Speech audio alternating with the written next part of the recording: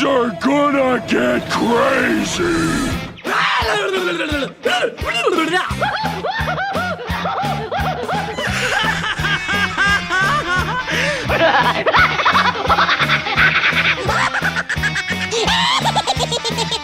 Most everyone's mad here.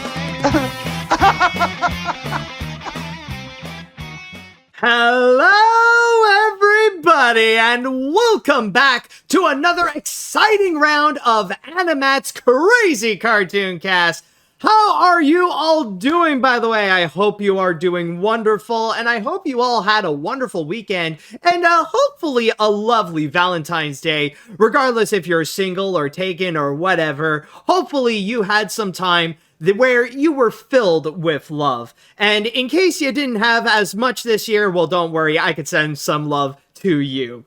But anyways, since we are here for AniMat's Crazy Cartoon Cast, we are in for a very fun episode. In fact, with this one, I was actually pretty surprised, even though last week I did bring on board a special guest with Paleo Seno, and I had a wonderful time with him. Well, believe it or not, we got yet another special guest with us. And this is actually someone that I was hoping to bring on board for quite some time, but now the moment has finally arrived. And this individual, I can probably say that I've actually known him since just about the very beginning of me making videos. In fact, this person actually made videos before I even started, and has since been, I guess you could say, a YouTube veteran for quite some time, for probably over 15 years maybe. But anyways, this person right now, not only is he a YouTuber, but also a certified film critic. And just recently, he actually put up his 800th episode, in which we will be talking about a little bit later. But anyways, please welcome to AniMat's Crazy Cartoon Cast, Mr. Coat Stefan. How are you doing today? I'm doing okay. All right, good. Yeah? Yeah. Okay, good. All right, so, like I mentioned before, you got everything prepared, like, you know about all the stories that we are about to talk about, so are you ready for today's episode? Absolutely. I'm very excited to talk about all these things. All right, perfect. By the way, was I correct when I said that it's been over 15 years since you've been doing this, or has it been more or less? Yeah, over 50 years at this point, you know, and still learning and trying to figure out things and trying to get better at what I do. Yeah, aren't we all, Stefan? I could say I'm pretty much on the same page as you. So with that said, I'd also like to ask the chat wall, are you ready for today's episode of AniMat's Crazy Cartoon Cast? Let me hear it, folks. Are you all set now? Let's see. Yes, I see people are prepared. That is wonderful to see. All right, so I believe, with all that said, it is now time that we shall go and get things started. And with our first story, or at least with the first couple of stories that we have, we are going to be looking into some trailers, and I know that we've definitely had our fill during the Super Bowl with a lot of the big-name movies that are going to be coming out, especially during the summer. But this time around, we will be looking into 2 animated shows that are going to be coming out on Disney+. And the first one here will actually be directly from Disney Animation. Now, the last time I talked about this with Paleo, we were discussing about how Disney is going to be taking a break from original works, and they would be making a whole bunch of sequels from Moana 2 to Zootopia 2 to Frozen 3, or at least in terms of what they're going to be releasing up until 2026. And this is not even counting Frozen 2. Just out of curiosity, Stefan, do you have any quick thoughts about that recent announcement Disney did? About Moana 2? Yeah, I mean, it was a surprise because, you know, they announced it as a series and then suddenly, it was a sequel. But I'm not as pessimistic as other people on it. I think, because I remember reading Jennifer Lee saying, like, oh, it's going to be more serialized than sort of episodic. So I'm sure, and if there's like 6 episodes, that's what, like 100 minutes, so I'm sure they can easily edit that into a feature film. And I'm sure the other changes they're making to the story to make it work in that format. So we'll see what happens. I'm optimistic for that. All right, that does sound good. But it looks like the originality is not done yet, or at least it's not fully taking a break, because coming later this month, Disney has yet another piece of originality that is going to be coming. Now, even though Moana 2 is not going to be a series, this one, however, is. So let's go ahead and start things off by checking out a trailer for the upcoming Disney Plus animated series, Iwájú. I take that back. And that is Iwájú, to which it will be coming soon to Disney Plus on February 28th. Now, Stefan, I would like to know your thoughts on what we have seen with this series, or at least with the trailer. Well, I've been looking forward to this since they announced it. And I just love the idea that they're collaborating with the studio in Africa, who I think made mostly comic books before this, and letting them kind of depict this like Afro-futuristic kind of depiction of Nigeria.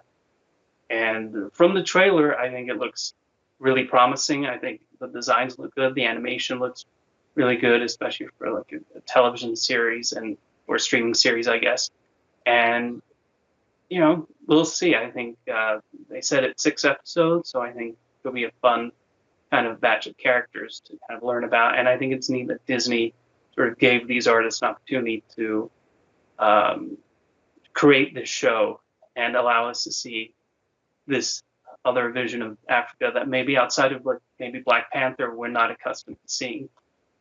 Yeah, that is true. Honestly, like I did hear about it. Like I remember, like they mentioned about this during D23 when they would have this big collaboration between Disney Animation and Kugali, which is the African studio that would, you know, that or like you said, started out created comics, but now has this ultimate dream opportunity to be collaborating with one of the biggest animation studios in history on this animated series, and to have something that would really highlight Africa, and more so debatably than they previously had with something like Lion King, or at least maybe more the human side of Africa than the Lion King. And honestly, like I didn't know like what to go and expect other than the artwork that they presented. I remember originally I thought for some reason it would be like some kind of Romeo and Juliet kind of thing, especially when you see the two contrasts between the girl living in a high-tech futuristic rich city, and then you got this boy who's living in one of the more rural, poorer areas. So I thought like there would be that kind of contrast, but that's not necessarily the case. And when I looked at the trailer, I was thinking to myself, okay, well, like, a lot of it at first seems like your typical Disney fanfare, like, especially when you got, like, the little cute the cute lizard character, who's very much, like, at first seems very reminiscent to what Disney did with Frozen 2, with that little lizard character, you know, the little fire lizard character. But then, like, the more I watch it, the more I feel like, you know, I feel like there's really something here.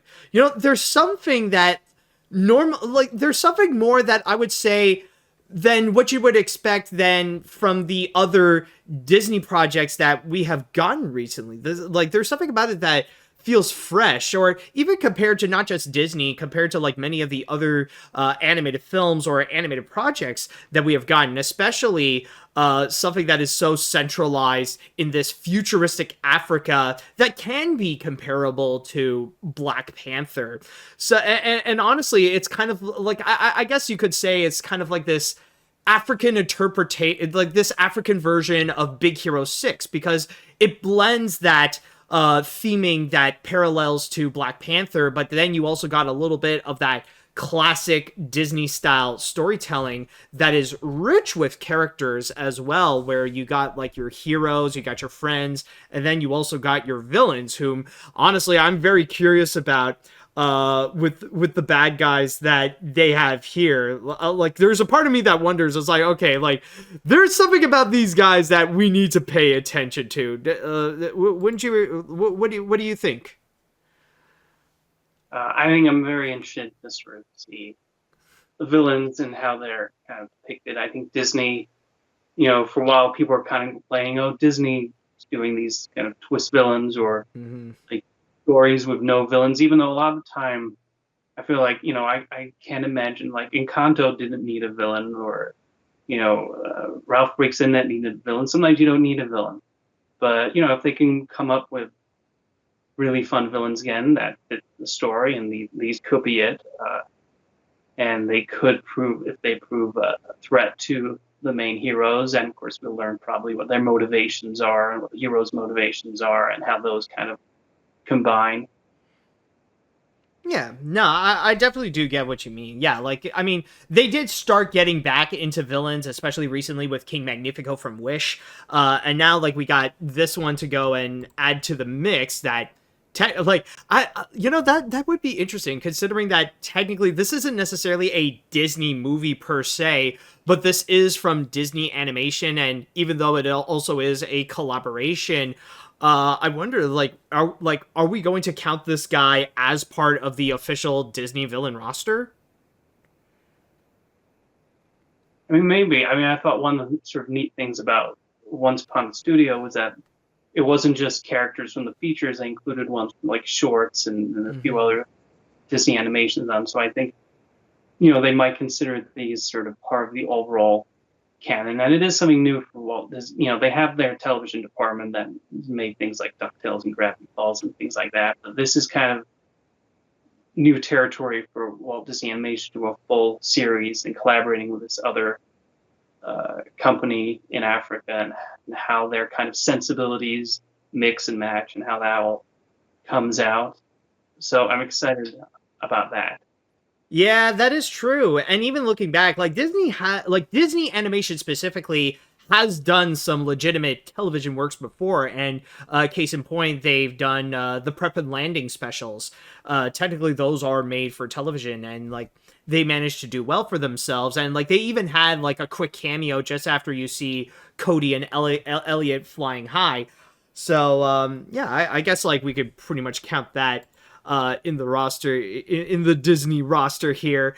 But yeah, honestly, just looking at it, it is very it is very interesting. And for me personally, I'm definitely going to be keeping an eye on this one, not just because of how this is how this is from, again, Disney Animation, but also it feels like there's something about it that, in a way, I know I've talked about the African aspect, but there's something about this that it feels like what they're going to do to Africa is like what they did with Encanto with Colombia, where in a way it will be a celebration of that culture. And even though, like, in here they're presenting this more futuristic version, especially like when you got the lizard that is all robotic and has like these very special powers, but then you also got like the big future, like they even said it's a futuristic Nigeria, and they highlight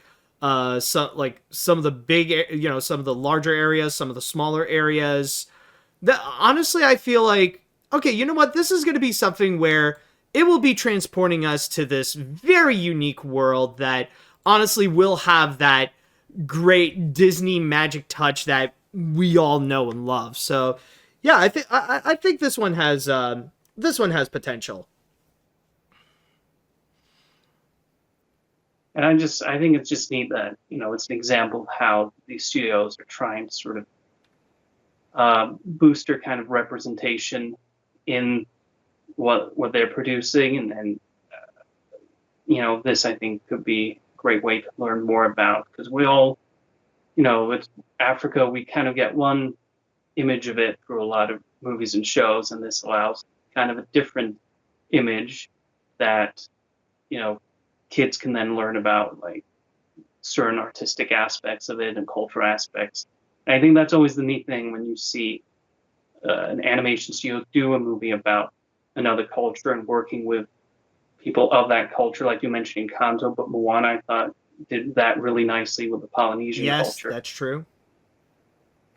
Yeah, and also, someone brought it up in the comments, but it is true where it's funny how, I just realized how Disney recently, like, they've been more interested in collaborating with Africa, because this is not necessarily the first time. Not just, well, but maybe not, like, with Disney Animation, technically, yes, but in this case, like, with Disney in general, especially for Disney Plus, they've really been collaborating a lot with African animators, especially with Triggerfish, since they recently did one segment for Star Wars Visions, and then they also have that limited series, Kizazi Moto Generation Fire. Have you seen that one, by the way? No, I haven't, but I mean, we'll talk about it, but I saw them presenting at the Annie Awards, and I thought that was kind of neat, how they brought in that sort of, and again, it shows the importance of, like, you know, letting these people of different cultures put their own perspective. And, like, I mean, throughout, you know, animation history, and then through, like, a lot of the 20th century, you know, it's, you know, occasionally there might be someone, but for the most part, it was, you know, white guys in California kind of, and, you know, I love movies like Jungle Book and Lion King, but it was, you know, it's obvious too that it's just, you're getting their perspective. Now they're working on making sure they're more culturally accurate and getting more voices in there that can provide that perspective that maybe someone who's just lived in California and just knows that culture might not bring. And I think that's really neat. All right. Nah, I definitely do agree.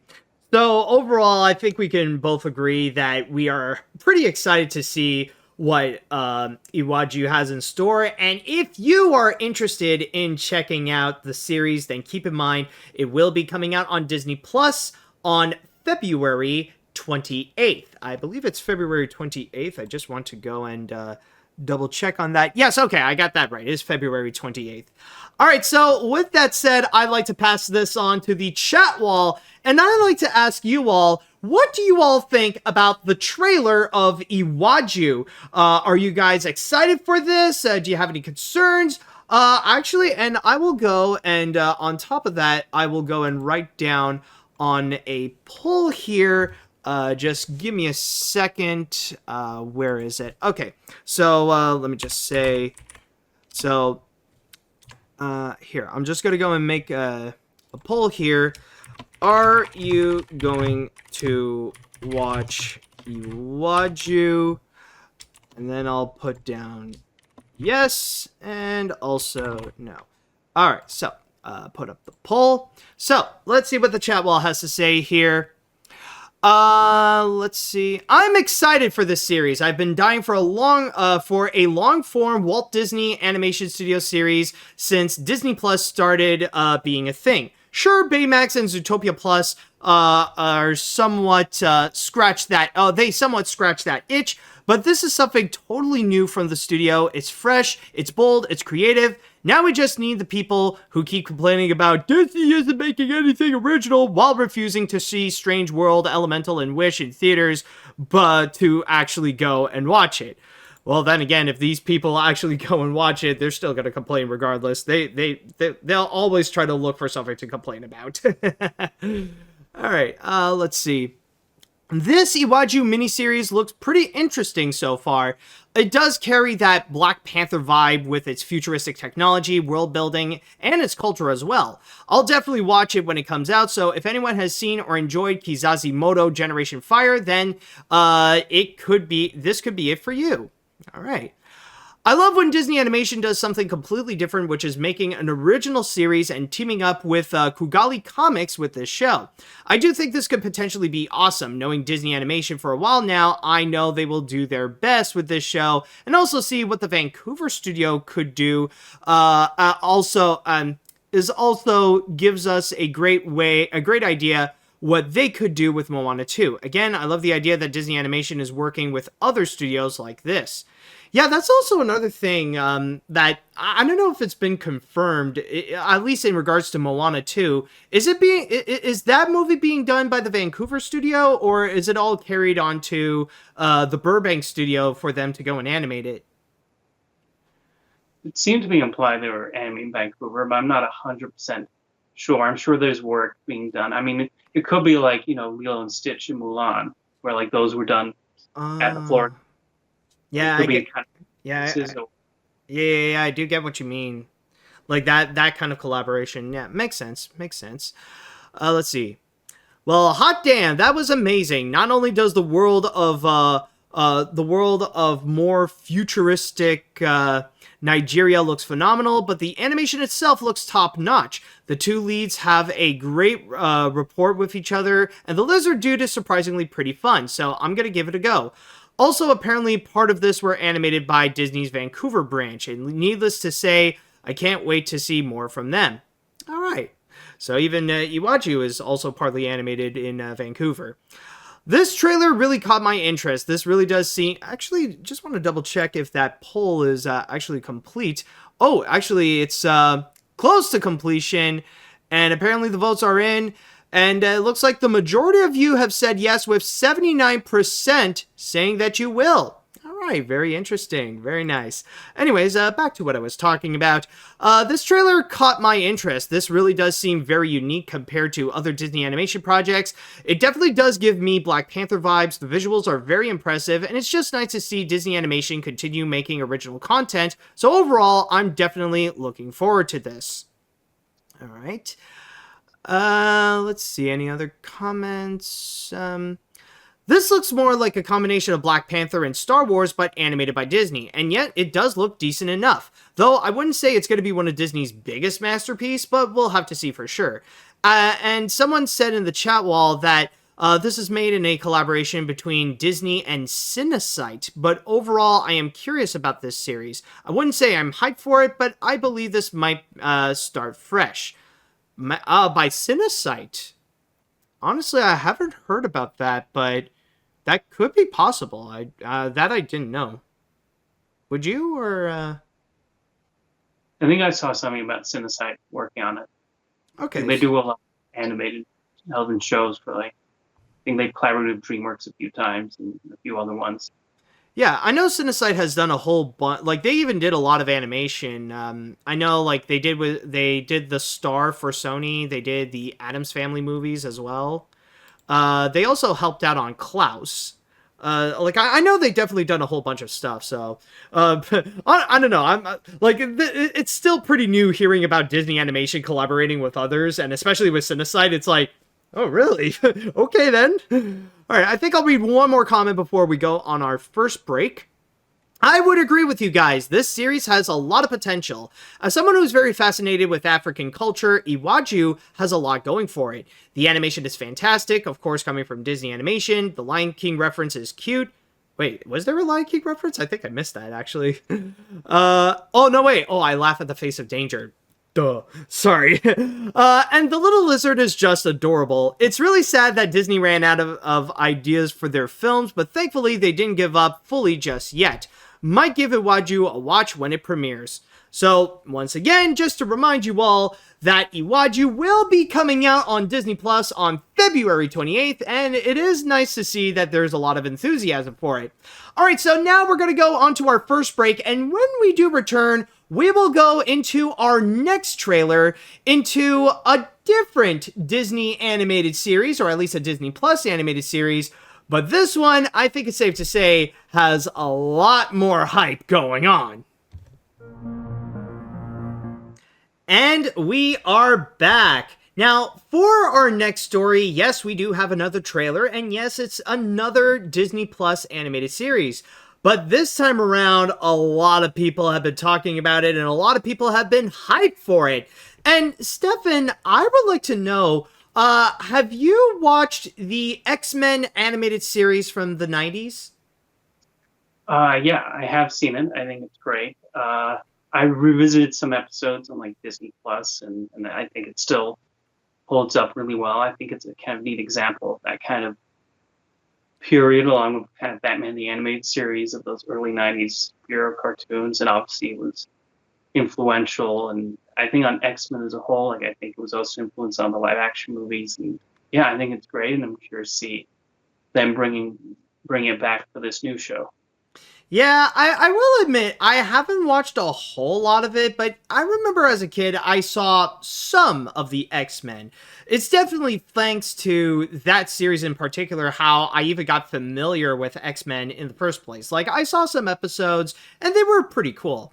But now, it looks like they are going to be making a major comeback, where a few decades later, we are now going to see the continuation of the popular X-Men group, or at least this iteration of X-Men. So let's go on to our next story, where we are going to be taking a look at the trailer for the upcoming Marvel Animation Disney Plus series, X-Men 97.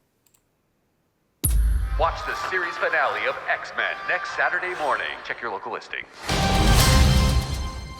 And that is X-Men 97, to which the series is going to be coming out on Disney Plus on March 20th. Yeah! Wow, thank you for that well-timed subscription there, TS Gaming Zone. Oh, wow. Okay, so the hype is definitely up for this one for sure.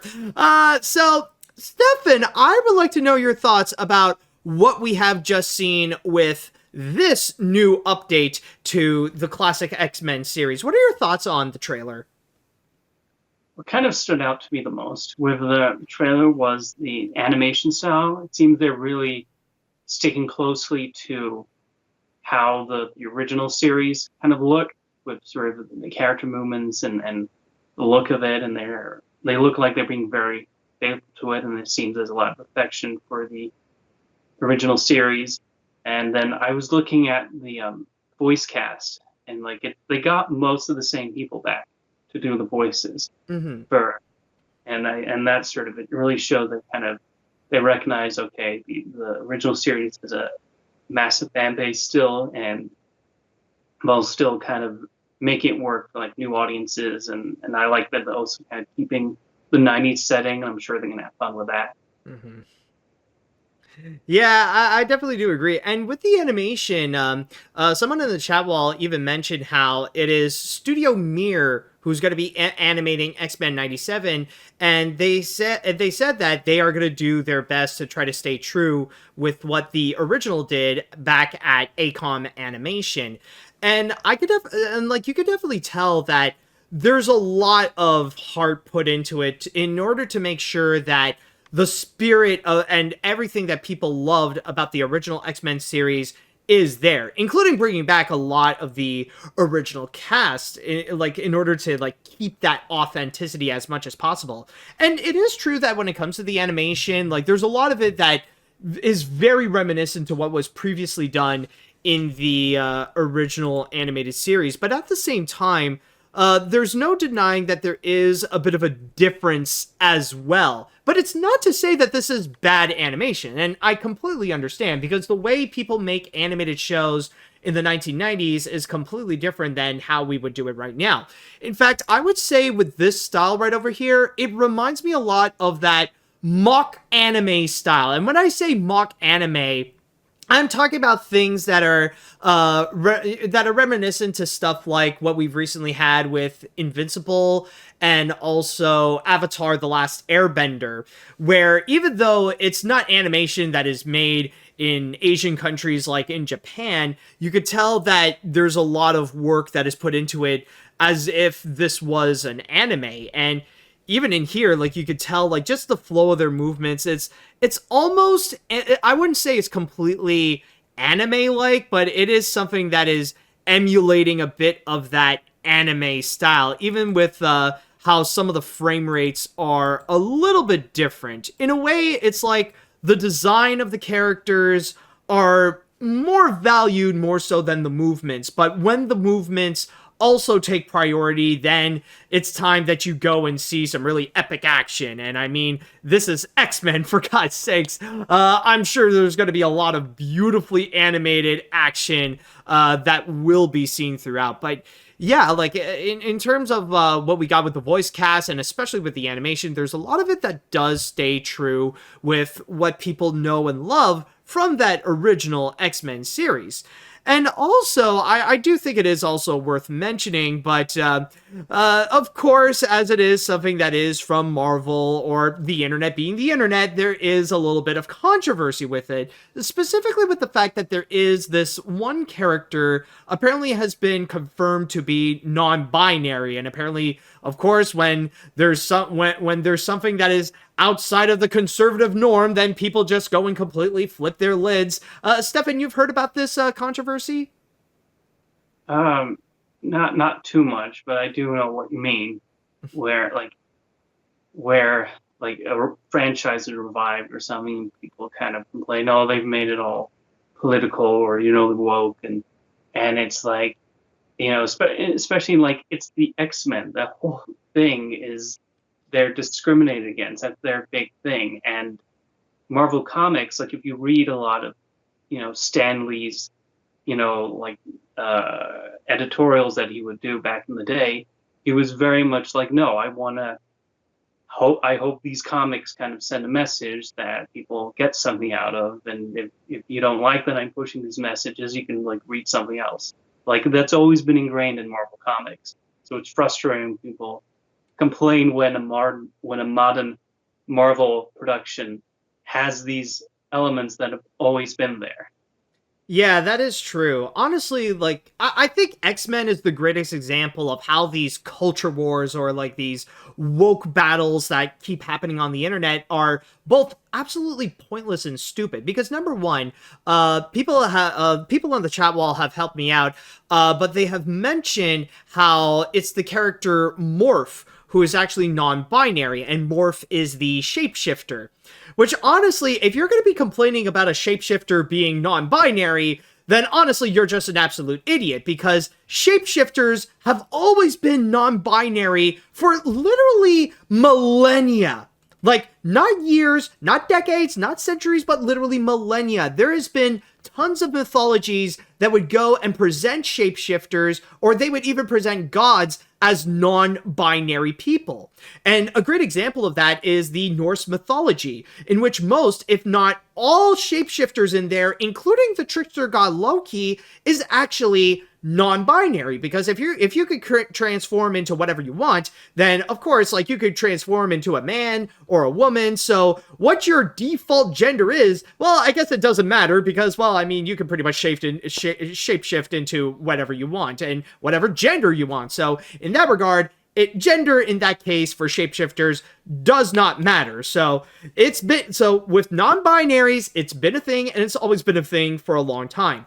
And especially in the factor of X-Men, I have read in terms of the history of X-Men that the whole reason why they exist is because they are an allegory of the LGBTQ plus community. That they have been heavily discriminated, how, like, there's been a lot of public backlash just because of the existence of non-straight people, and that Stan Lee created the X-Men as a way to go and present those groups, and especially the public relations with those people. That's why with X-Men, you often see a lot of people in there, or at least non-mutants, that have a lot of animosity and have a lot of spite and a lot of prejudice towards those who are mutants. And it's been present, like, in the comics, in the movies, in the TV shows. Like, it's been a tradition for the whole time. Like, yeah, people will complain that, oh, X-Men is woke. It's always been woke. That's the whole purpose of it. The problem is not X-Men. The problem is just the fact that you are a bigot and that you have been raised with a lot of bad prejudices. So really, there's nothing at fault with X-Men. The problem is just you. So that's just one thing that I want to go and clarify with the controversy. So even with X-Men 97, yes, they included a shapeshifter who is non-binary. Well, I mean, yes, and there's no problem with it. Like, honestly, like, yeah, oh, they added a woke element in X-Men. Well, yeah, I mean, it's X-Men. What else do you expect? If you just blindly watch X-Men just for, like, the action and just for the, like, Wolverine with his bub quotes and stuff like that, well, then you're not actually watching or reading X-Men. So I just want to go and lay that out right there. But also, I want to add, what's interesting is also in regards to the plot line, where they are going to be highlighting how the X-Men are going to be without Charles Xavier, or because at least the animated version, we see that Professor X passed away, and now we see how things are going with the X-Men without him. And even like at the end, you see that little stinger where now it's going to be Magneto who's going to be in charge of the X-Men, or like whatever Professor X left in his will all just went onto Magneto. So I would like to know your thoughts. I know maybe this is not the first time that it happened in X-Men's history that Professor X passed away, but I'd like to know your thoughts about the potentials of that plot. Well, it seems like they're kind of, leaning into, okay, this is how the animated series ended. How do we kind of continue that plot line with the series? And I'm sure there'll also be like flashbacks and things to, Professor Xavier. So I don't think he'll be entirely absent. And of course, for like superhero comic books, like those characters never stay dead. They always come back in some way or fashion. So I wouldn't be surprised if that happened too. But, I'm sure, they're kind of taking the story to new places and sort of, okay, this is what the original series established. Let's bounce off from that and see what we do with these characters moving forward and the new problems they have to deal with now. Mm-hmm. Okay, so basically like it feels like a proper next step for the animated series to see like how they would approach it. And you think that there's going to be flashbacks and we'll still see more of that animated Professor X? I wouldn't be surprised if that happened. That feels like something they might do. All right, that's fair. So yeah, I would say overall, for my thoughts on it, I feel like this is going to be something that the fans are definitely going to be happy with, especially with the amount of effort that the team tried to put in terms of trying to bring back that magic of the 90s X-Men animated series. A lot of, I think they nailed it pretty well. Like, yeah, it's not an exact copy, it's not an exact replica, but still, that doesn't change how the quality remains true to it. I mean, the animation still looks lovely. The voices, I mean, a lot of them is still the same that we all know and love. Even a little bit of that humor is still, it feels like it's still present, and whatever continuations that people are hoping for, hopefully a lot of that will be met. So, yeah, honestly, I feel like this could be one that most likely fans are going to be happy with this. Your overall thoughts on this? I think it has a lot of potential, and with any revival, you're going to get people say, "Oh, well, that's not like the original show. They changed this, they changed that."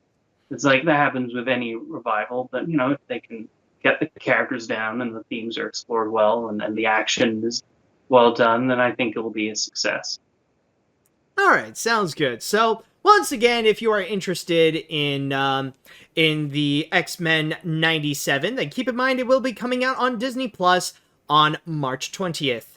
And with that said, I'd like to pass this on to the chat wall, and I'd like to ask you all, what do you all think about the X-Men 97 trailer? Are you guys hyped for it? Do you have any questions or hesitations? And also, I would like to know, if you are a fan of the X-Men 90 series, I would like to know your thoughts on it. And also, I'll even add, gotta go and make a quick poll on Twitch here to go and ask, will you be watching X-Men 97? So I would like to know if you're going to be set to watch this as well on Disney Plus. So let's go and add this here. All right, so let's see what the chat wall says. As a huge fan of the original series, I'm so hyped for the follow-up. The animation, while not perfect, is fine, the art style is awesome, and the voices are top-notch. My uncle introduced me to X-Men thanks to the series and is my favorite superhero team. I oh, excuse me. I even rewatched the OG series with a friend who's new to the show. Definitely gonna watch it next month, especially for Jubilee. She's awesome and cute. All right. Let's see. When it comes to the original X-Men series, I saw it on DVD as a kid after Fox Kids ceased to exist before I finally watched the entire series on Disney Plus years later as an adult. From the looks of the 97 series, while the animation is something that fans will have to get used to, it seems promising.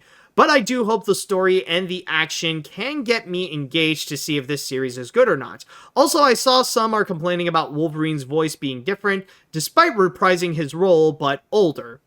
Well, I mean, it's the original voice, and I mean, you kind of have to expect that, because it's been like, 30 years now since the original series, so yeah, the quality of the voices are kind of gonna change, but I mean, like, again, just like you mentioned with the animation here, it is gonna be something that people will get used to, but I'm sure, like, it'll be easy to get in, you know, especially that it is that spirit of the original voice will be there for sure.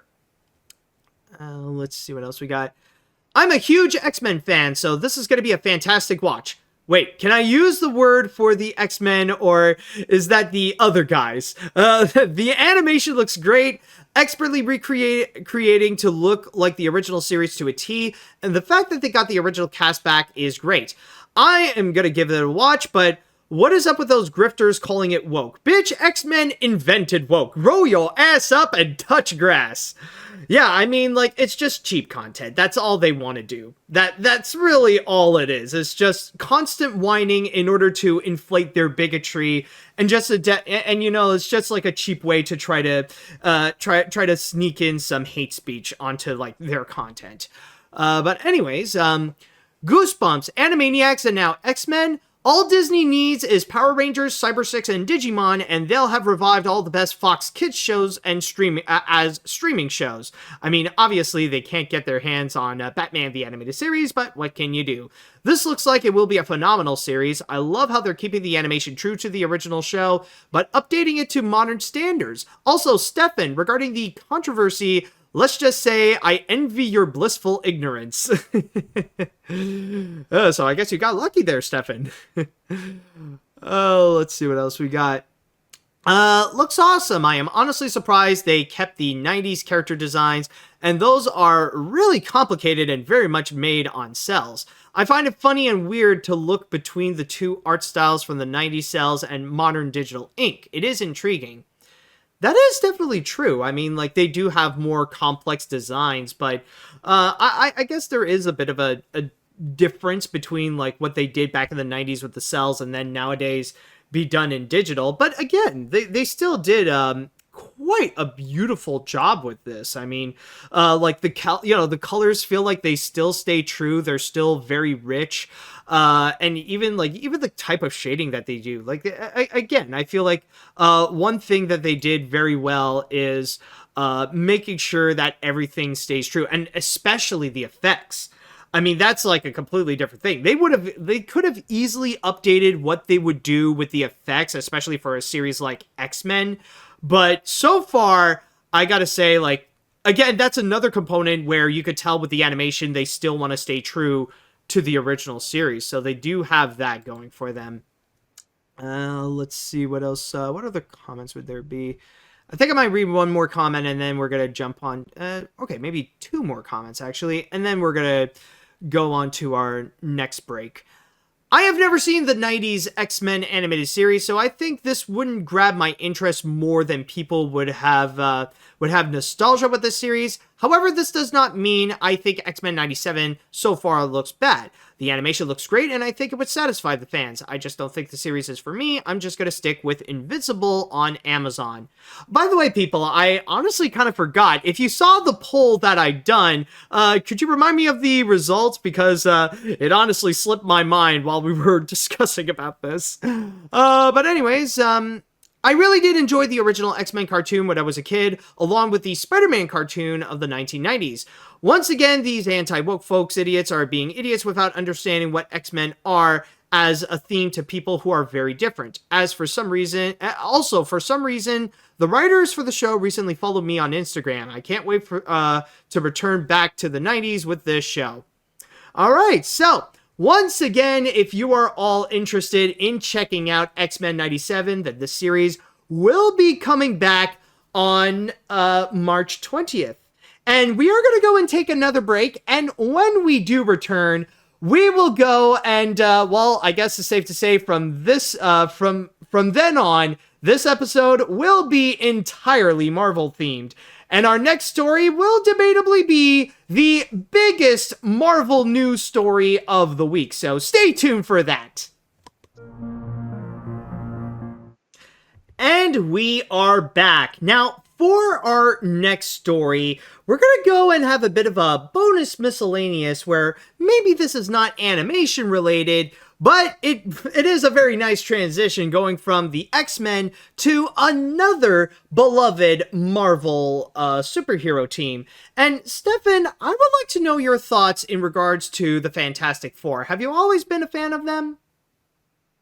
I haven't really followed the Fantastic Four comics. Most of my knowledge of them comes from the 2005 movie and the 2015 movie, but I know their importance to the Marvel world and how kind of what a big deal it is that they're now going to be in the MCU. Yeah, I will say I'm a little bit the same. Like, it's one of those things that I've definitely heard of, but I haven't followed a whole lot of. In fact, I would say my introduction is actually with the old cartoons, I would say, like the ones that Hanna-Barbera has done back in the 1960s and stuff like that. So that's where I got my introduction to who the Fantastic Four are, which helped me get a little bit more familiar with the movie. Like, I got more of an understanding of who they are with the 2005 movie, and then there was Silver Surfer that came out, which honestly I never watched, and then there is the, well, now we could say the infamous 2015 movie. But now, 10 years out, well, you know, the funny thing is, I just realized, it's like, starting from 2005, now every 10 years, we gotta have a Fantastic Four movie. Because you got that original, then you got that infamous one, and now we are getting the MCU movie. Yes, on Valentine's Day, Marvel has officially announced the cast, or at least the main characters, for their upcoming MCU reboot of the Fantastic Four.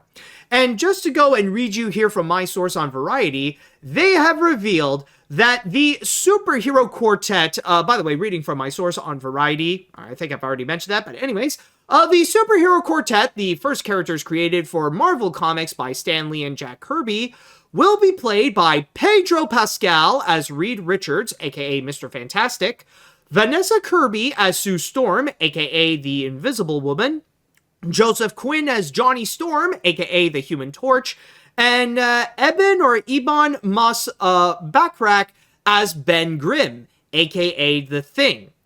And on top of that, they even created a little bit of a cute little poster here where it's the Fantastic Four crew celebrating Valentine's Day, presented as a 1960s retro card. Even in the bottom, like, the logo is all in the 60s fashion. In fact, the logo kind of reminds me a little bit of the Jetsons in a way. And you even see how the actors will actually look like in the movie, where we see it is like Pedro Pascal and Vanessa Kirby, and surprisingly we also got technically our first look at the Thing, in which he is being served by this cute little robot. And, well, speaking of the Jetsons, we got this rosy looking robot over here.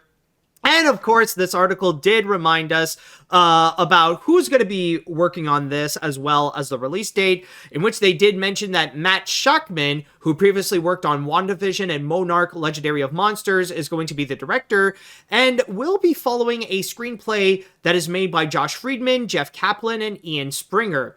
And the movie is officially going to be coming out on July 25th. Now, normally I don't talk a lot about these casting announcements, but considering that we are talking about what is so far debatably one of the most anticipated MCU movies, especially now that they will be introducing the Fantastic Four onto the MCU, Stefan, I would like to know your thoughts on the casting. Do you approve of this? I mean, I'm not too familiar with the actors who are playing Human Torch and the Thing. But I find in general Marvel is pretty good about casting the heroes in particular. Sarah Haley Finn is the cast director for Marvel, and I find she does a really good job of picking the right actors to have in these roles. And I think with Pedro Pascal, I think he's sort of really proven himself with these kinds of franchise roles, like The Mandalorian. I haven't seen The Last of Us, but I know people love him on that show as well. And Vanessa Kirby and the things I've seen her in has been really impressive. And obviously, there's been a lot of speculation of like who are going to play these roles, and I think these actors have a lot of promise. And Pedro Pascal, I think in particular, I'm looking forward to how he plays the role. And what I'm most excited about with this movie is Matt Shakman directing, because I love WandaVision. That's probably my favorite thing Marvel Studios has done. So I'm interested in seeing him tackle like one of their big movies now. All right. Now, it's interesting that you mention about how you're excited to see Pedro Pascal, especially as Reed Richards, because, well, I know I brought this up last time, and I'll do it again, but again, there is another controversy that is related to this casting. Not necessarily any of, like, the political or woke stuff or anything like that, but specifically in regards to the fact that people are starting to be tired of seeing Pedro Pascal again and again and again, because recently, Pedro Pascal has become one of those actors who is starting to frequently show up in a lot of different projects, not just with The Mandalorian or The Last of Us, but in several different movies and several different shows as well. Like nowadays, if you have seen a feature film or a show on streaming in the past 5 years, chances are one of them that you have seen features Pedro Pascal in there. Just wondering, what are your thoughts about those criticisms in regards to the Pedro Pascal casting? Well, those I haven't seen those personally, but like when Hollywood like finds an actor like breaks out and people latch onto, they'll want to put them in a bunch of like things, and Chris Pratt is kind of one that's often mentioned, like, oh, he's in so many things, and it's like, it makes sense because the things that he's in tend to be very successful. So clearly a lot of people like Chris Pratt, and that's why they have him in Mario and Garfield and other things. So I think there's always that sort of when an actor is popular and studios put them in a lot of things, it's like, oh, we have to see them again. But I think in the end, it's their performance that matters, and if they can inhabit that character and prove hopefully the doubters wrong. Yeah, I definitely do agree with you there. Like, I know, I understand, and I know the criticism in regards to overexposure, in which, like, some people are just tired of seeing, like, these types of actors. You've mentioned Chris Pratt. Some people felt the same with Dwayne Johnson and stuff like that. But in the case of Pedro Pascal, at least for me, I don't think he has reached that level as of yet. Or maybe it's just because, like, I haven't watched, like, tons of things in which Pedro Pascal would be featured in. Like, I'm definitely familiar with his performance in The Mandalorian, and I mean, from, like, the acting that he has provided in Mandalorian and some other movies that I've seen him in, like, he is very solid, and he is definitely a talented actor who who deserves to have a prominent career like he has so far, and I think he would do a pretty solid job as Reed Richards. But also, actually, I just thought of this as well. But considering that technically this is not the first time that we would see Reed Richards in the MCU, considering that he did make that one appearance in Doctor Strange, played by John Krasinski.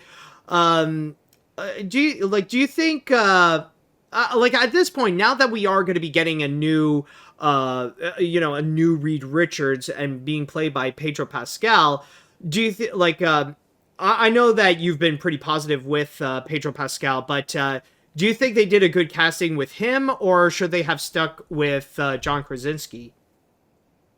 Well, my theory with the Krasinski sort of cameo in Doctor Strange is, like, a lot of people have been, like, wanting him to play the role, and a lot of people also wanted Emily Blunt to play the Invisible Woman, and so I think that was like Marvel being like, okay, here we go, but I think it wasn't like a final casting choice. It was just like, oh, here's a fun little thing, and depends on, like, John Krasinski might not have even been interested, because I don't think when she was promoting one of the Quiet Place movies, Emily Blunt kept being asked about like, you're going to be in Fantastic Four, and you could tell she was just sick of hearing that question. Like, no, I'm not interested. Leave me alone. Ah. So it might be more because they like those actors just didn't want to. Okay, so I mean, if that's the case, well then I mean, there's not much that you could do there.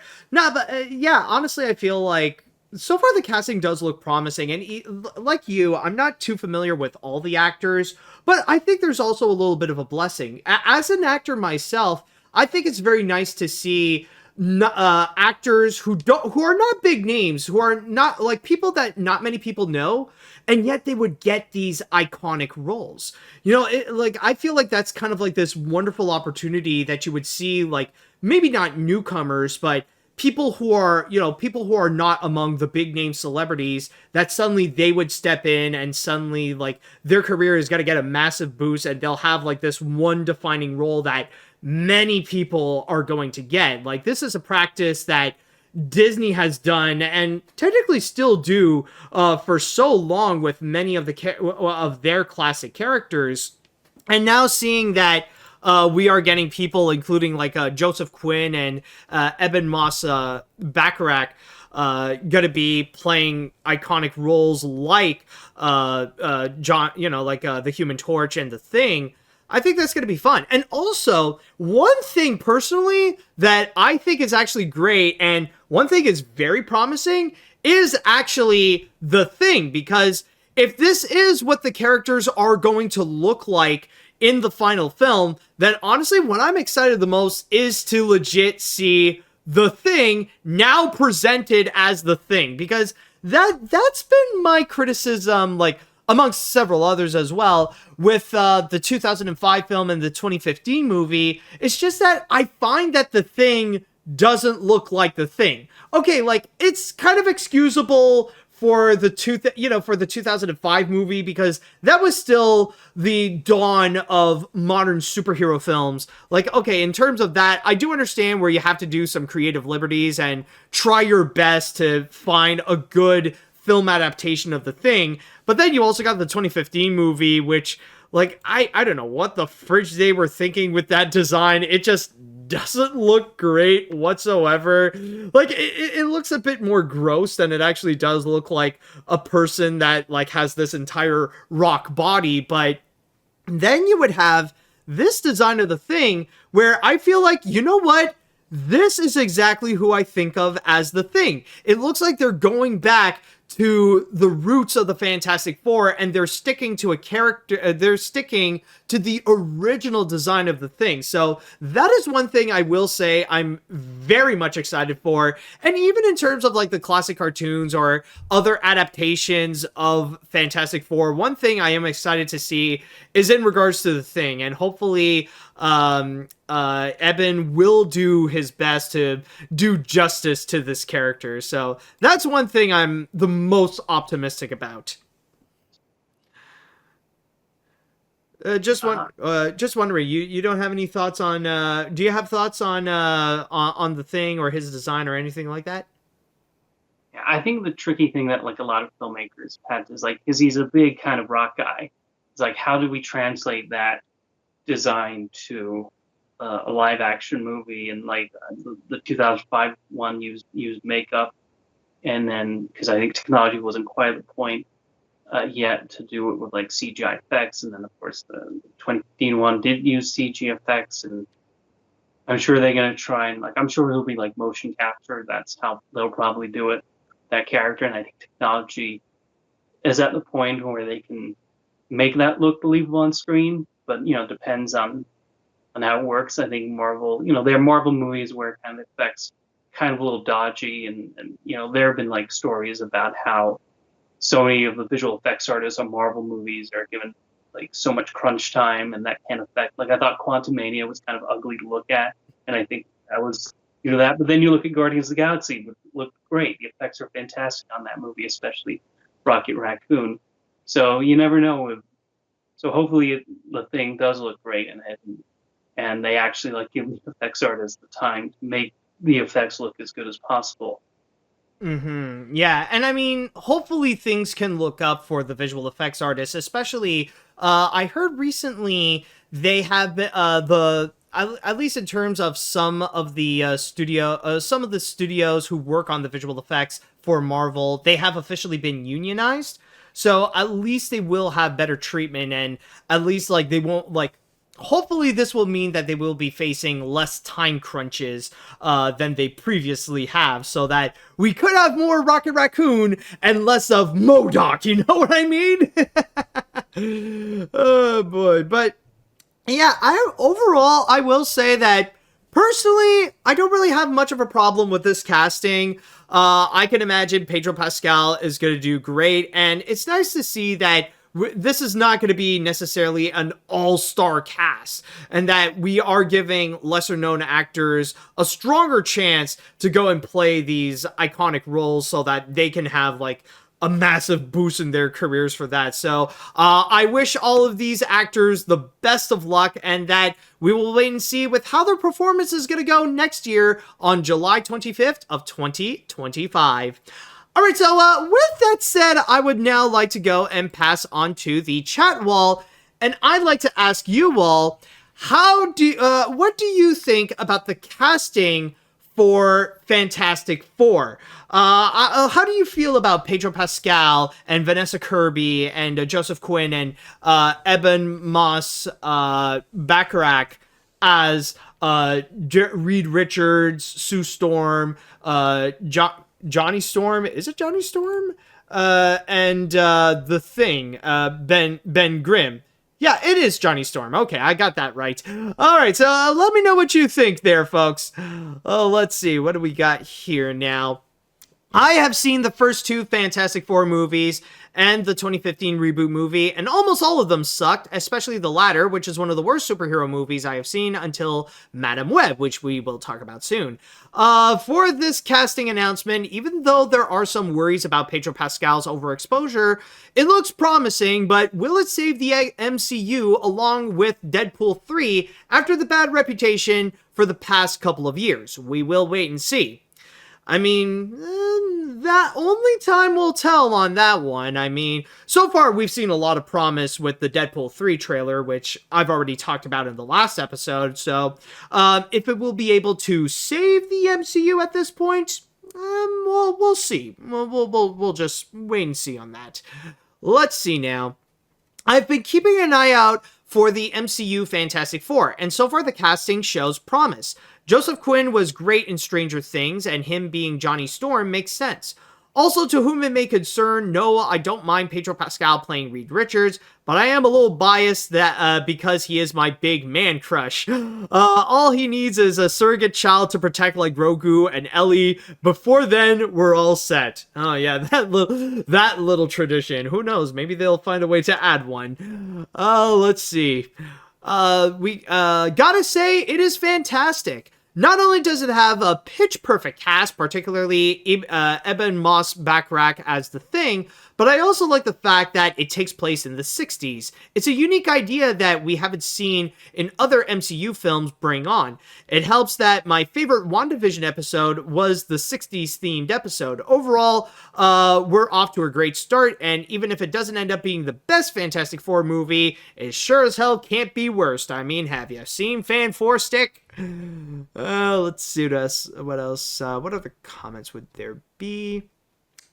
I'm all good with this cast. Even though I don't really have much knowledge about the Fantastic Four, it doesn't mean that I'm not excited for this movie. Pedro Pascal, Vanessa Kirby, Joseph Quinn, and Eben Moss Bacharach are all really good actors, so I'll definitely be looking forward to see how they portray these characters. However, I'll say that even compared to Deadpool and Wolverine, this new Fantastic Four is probably going to be the movie that will determine the MCU's feature going forward.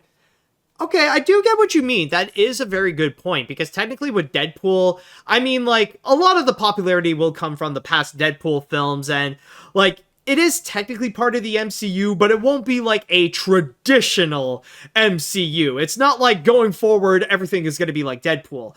It will be more in the lines of the Fantastic Four, and I think that's going to be the movie that people will keep an eye on to see if the MCU really is going to be worth moving forward with, or if that franchise will need a massive reevaluation from both Marvel and Disney. Let's see what else we have. I remember first hearing about the Fantastic Four from the 2005 movie and the toys they made. I did see the 2005 movie in theaters and played the game of it, and with this announcement, I gotta say, it's clobbering time. But the only criticism that I have is the casting, and that I didn't see who's gonna play Doctor Doom.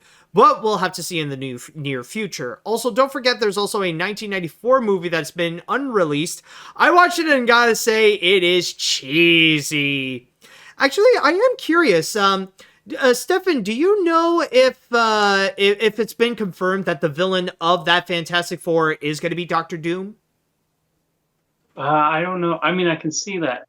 I can see him being the villain since he's the big bad, and then, I can see as well, especially like the whole thing with Jonathan Majors and like the Marvel having to get rid of him for obvious reasons, and they might like, okay, let's like focus on this like big villain instead. I can see them doing that. And I also want to mention, like, with regards to like could this be like the best Fantastic Four movie? When I think of the best Fantastic Four movie, what I usually think of is The Incredibles. Okay, well, technically, yes, I guess. I mean, yeah, I'll admit, I'll just say right now, I don't think even this Fantastic Four is going to be better than The Incredibles. In fact, this might be a hot take. I don't think any of the MCU movies is as good as The Incredibles, but that's just because that movie is a godforsaken masterpiece right there. None can compare to that one. Anyways, let's see, what other comments do we have? I hope this new Fantastic Four movie will be a hit, especially with the casting. I have watched the 2005 and 2007 films, and I thought they were just okay and decent enough to watch. Also, have you heard that the Oscars will be adding a new category to the for casting in a few years? What are your thoughts on it? Yes, I did see it, and just to go and have a quick refresher for you all, it is true that the Oscars has announced that I think for the 2025 or 2026 Oscars, they will be adding a new category specifically for casting. And I mean, I have my personal favorites of what I would like to see as new categories, especially for best voice acting. But you know what? I guess I could see how best casting can be included to this. I think it's a pretty, a good legitimate one. Definitely a much better choice for a new category than what the Golden Globes did for like the best box office hit or something like that. Stefan, what are your quick thoughts on that? I'm curious how that's going to be judged. Like, I think it's a good idea for category. I'm curious, like, how are they going to judge it? Like, if it was this year, would like Oppenheimer have won because it has so many like big names in it, or would it be like something like The Holdovers because they did a good job of like casting like the kids and the adults, and like how are they going to kind of judge it? But we're going to have to wait and see, and like how they implement it. Yeah, good point. Like, we'll wait and see. I mean, you never know with how the Oscars run things, so yeah, it's always an iffy thing. Anyways, I do love the Fantastic Four. Based on the Valentine's Day card from Marvel Studios' social media posts about the casting announcement, I do love the idea that this adaptation of the Fantastic Four seems like it will take place in the 1960s. That's one of the eras the MCU didn't do, that they didn't do at all, and this will be the perfect opportunity to do so. Also, Pedro Pascal and Reed Richards is a great idea. I do hope this will be very faithful to the comics. Also, yes, I did see Pedro Pascal in person last month. Ooh, lucky you. All right, so we're going to go and take a break right now. And I guess from here on out, we got some spider stories to go and cover. And the first one that we have will be in relation to the latest Spider-Man movie, Madam Web. But we're not going to be talking about Madam Web. We will be discussing about one particular critic of Madam Web. Or I guess we could pretty much say now a non-critic. So stay tuned for that. And we are back. Now, for our next story that we have, we will be discussing about Madam Web, the latest movie released in theaters that, well, let's just say everybody loves to hate. And just out of curiosity, Stefan, have you seen Madam Web? Do you have any thoughts on the film? I have seen it. I agree with the consensus on it. I don't think it's particularly good. I mean, when it kind of started, like, okay, it's really interesting, because I'm not that familiar with the character. And I'm like, okay, the idea of her kind of seeing the future. And I thought Dakota Johnson, she was giving a game try. But at a certain point, I thought the plot kind of got off the rails, and I thought the villain was ridiculous. And just, yeah, I felt like in the end, the story, and just the way, all the Spy-Man references, I thought were really forced, and just, yeah, I didn't think it worked at all.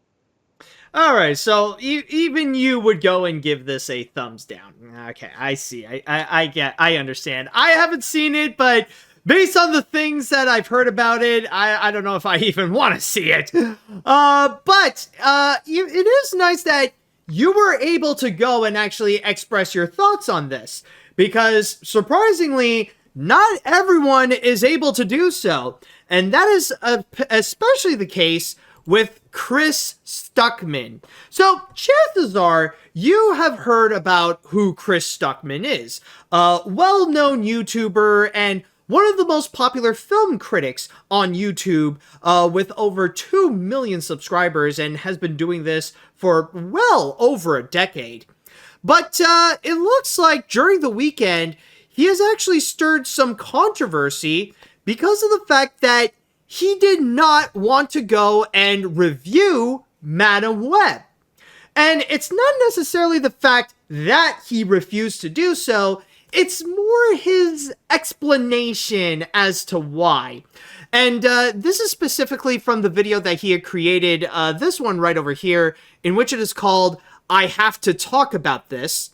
To which he would go and try to explain that the reason why he didn't want to go and do it is mainly because he felt like the majority, if not all the problems with Madam Web is because of Sony Pictures, because of all the executive meddling that keeps on happening again and again and again, that results in all the people who worked on the film to not do their job properly.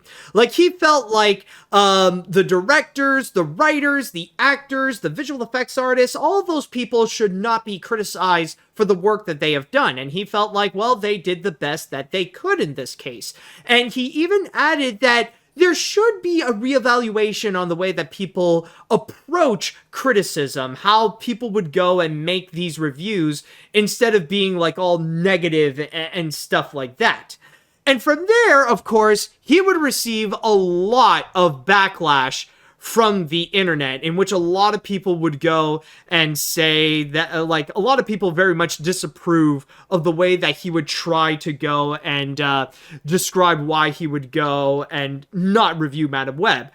In fact, there's even this little clip over here in which has been shared around on Twitter, because, well, if you want to stir some controversy, of course, it would be on Twitter. So just a quick listen. Myself, probably not going to do a video for this one based off of what I've heard, since I do try to keep it mostly about film celebration on this channel. Having seen the film, I'm going to tell you that this is not a movie review of Madam Web. I am not about bashing filmmakers, artists. I know how hard it is to make a movie. I do not know how hard it is to make a movie under the studio system.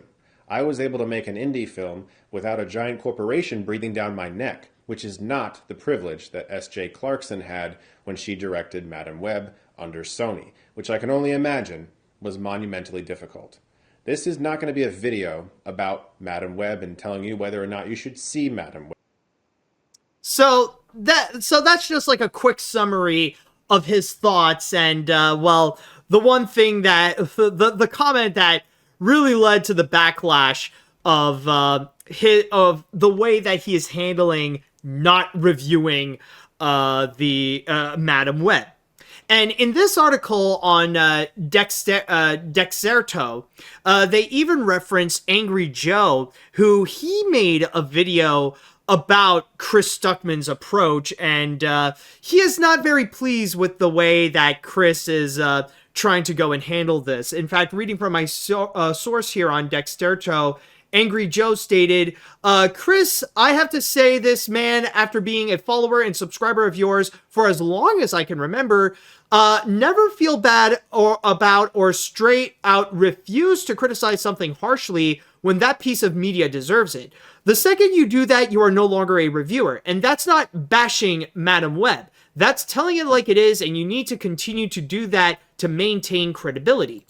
He would continue by saying, people will question if you are if you are being kind to something else for other reasons besides the merits of the media if you refuse to criticize harshly when warranted. Madam Web is a bait and switch. It's a waste of money. It's a blatant cash-in from untalented hacks with some of the most shockingly bad writing in any superhero film to date. People need to know that. And just a quick mention that as I am recording this, we do not have a confirmation, or we do not have a comment or a response from Chris Stuckmann himself in regards to this controversy. Now, honestly, Stefan, I gotta say, I really want to know your thoughts on this, especially the fact that you created your 800th episode in which the subject is that you want to go and call out the rage bait videos and like these angry negative reviews and the negative consequences that they would have both on the internet and in movies, in which you called out a lot of the exaggerated hate-filled videos in related to Marvels and Wish, which I gotta say, the video you made there, absolutely fantastic.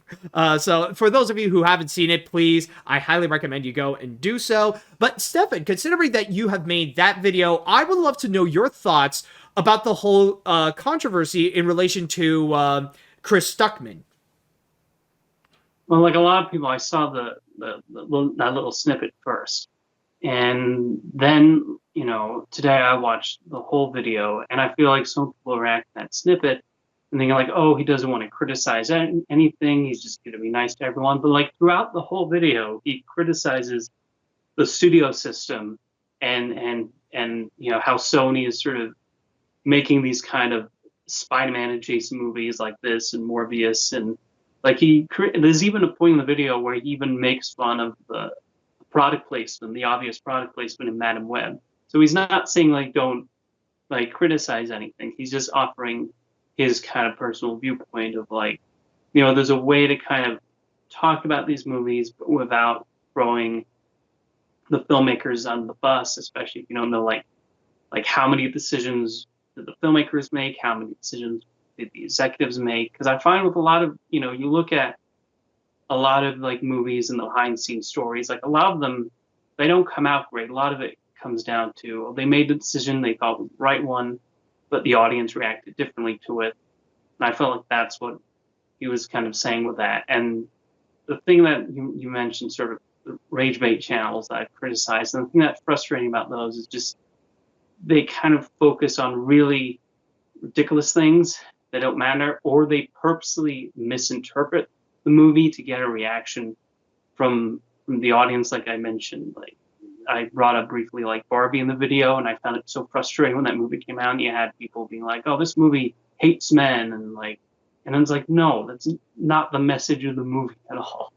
And it's like they do these kind of things like we were mentioning earlier with like the X-Men, like purposely misinterpreting those to get sort of grab those people like, yeah, I agree with that, even though most people find those kind of things ridiculous. Mm-hmm. Yeah, so would you say you're more on the side of Chris Stuckmann, or would you say that what he's doing is wrong for like just refuse to put his opinion on Madam Web because of those factors? For me, like I understand his perspective. Like he seems like he talks in the video about how he started making his own movies, and so he gets, everything that's involved. Because like movies, regardless of how the final product comes out, like they do involve a lot of hard work, a lot of decisions made, and like what's the right decision, trying to figure out what does the audience want. And so I get his perspective of like, how do you, and so he doesn't really feel comfortable. I think there's a way to criticize, movies without sort of attacking filmmakers. I think they're, mad. I didn't like that movie, but I wasn't like, oh, how dare they make this? Like, they made decisions that they felt were the right ones, whoever, the executive, the director, the writers, whoever, and they didn't land with me. They obviously didn't land with a lot of people, and it's like, so that's my sort of interpretation of what he was saying. Mm-hmm. I feel like it's kind of intriguing where, in a way, yes, there is a conversation to be had with what Chris Stuckmann is talking about. But for me personally, I think the way he approached it just didn't sound right. And I feel like it's understandable how a lot of people are misinterpreting or not fully understanding what he is trying to say, because the wording of a lot of what he does, like, it's just very much off. And especially with the fact of not wanting to review Madam Web because of those things, it's kind of weird because that can be a legitimate criticism to be had with Madam Web. Like, that right there, you can put that onto your review, because I know that there are several movies out there in which a lot of people say that it's not necessarily any of the creatives or the filmmakers' fault for how it turned out to be. It's just it's mainly because of the executives and a lot of their meddling throughout the entire production, and they would say that it's a bad review because of that. It's honestly a little bit strange how Chris Stuckmann would just refuse to go and say that Madam Web is a bad movie, not because of the filmmakers or anything like that, but because of the executives.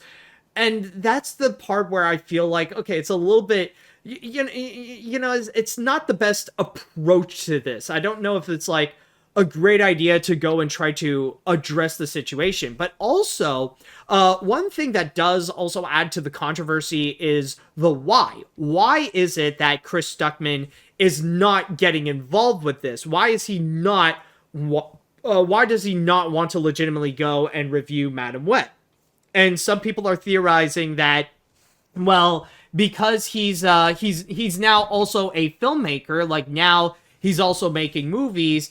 Like, this is mainly for networking purposes. He doesn't want to make any bad blood with any of the people in Hollywood, to be in good terms, so that he can also go and climb up the ladder for that part of his career.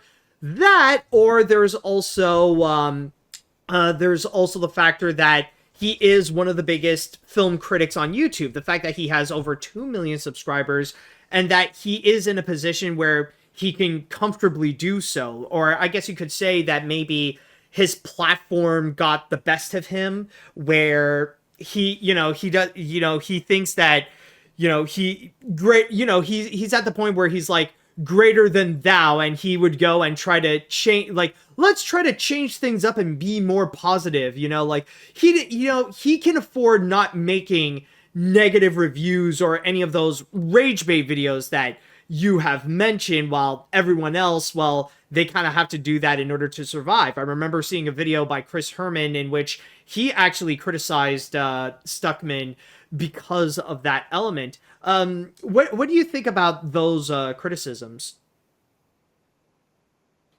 Well, I think, I get, like I said, I get his perspective. I don't think you can put the blame entirely. Like, there's a part in the video where he mentions, like, oh, the Spider-Verse movies are great because the executives, like, are kind of hands off on them. But then when you read sort of the making of those movies, or you listen to, like, commentaries from the filmmakers, it's like, no, the executives were very involved in the Spider-Verse movies and had a lot of notes, and the filmmakers either, like, use those notes or didn't, and, like, a lot of, and executives, like any of the filmmakers, like, they have good ideas and then they have bad ideas, and then the filmmakers then have to figure out, like, okay, how do we use them? Because he brings up that in the video of, like, dealing with, like, studio notes, especially when they're like, no, this has to be in it. Like, I was kind of reminded of, like, a story when Fox was trying to reboot Planet of the Apes in the 90s. There's a story of, like, one executive was like, I want a scene where the apes are playing baseball. And then, like, one writer was like, that's a terrible idea, I'm not going to put that in. He didn't put it in the script. executive was like, "Where's my baseball scene?" and like fire the writer. Like, so like you have stories like that, and it's just, so I get his sort of, I guess the other question is why make the video to begin with? Like he didn't, like he said, he paid to see the movie when it opened on the 14th. Like he didn't have to do a whole video about it. He could have just said nothing, and just no one would have known like how he felt about it. And he could have just, then paid to see a movie that he did like, and like, I'm gonna make the video on that. So that's the other question, is like why make the video to begin with? Like just then bring attention to the fact that you saw it, and it's clear from like his tone that he wasn't a fan of it. Yeah, that is a very good point. Like, why even make a whole video about it? Especially with the fact that, like, you could easily just make, like, a little post saying, like, no, I don't want to do this. And, like, maybe he'll get a bit of backlash, but not as much as this. And not to mention, like, not just making an entire video, but making an entire sponsored video. Because, like, you could see in the description that, like, this is a video in which it is sponsored by BetterHelp. So by that point, it kind of makes you wonder, like, okay, like, at this point, it feels like just a complete waste. And not to mention just a complete waste, not just for the viewers, but also for the sponsors as well. Like, this is honestly something that I personally feel like it is proof that Chris Stuckmann might have his, like, the platform that he has might be getting the best of him. And I'm starting to agree with those criticisms in which where the fact that he is one of the biggest film critics on the internet, like it really is at the point where he feels like he's too big to fail and he could say whatever he wants, and that he's in a position where he could be comfortable and afford not, he could afford not to make a video about Madam Web and not criticize about, not go and make a rant and criticize and bash it like many of the others are doing right now on the internet. So yeah, again, I just want to say that there is a discussion that we can have about this. We can discuss about, we can have a discussion about negative reviews on the internet or how we approach criticism. But the way that Chris Stuckmann approached this is just not the way to go. I think like doing it this way by refusing to review Madam Web and especially not pinning the blame on the actors or the directors or the writers and stuff like that, that is not true. Like, honestly, like, even if they don't, like, no matter what you may think, that doesn't mean that they should be immune to criticism.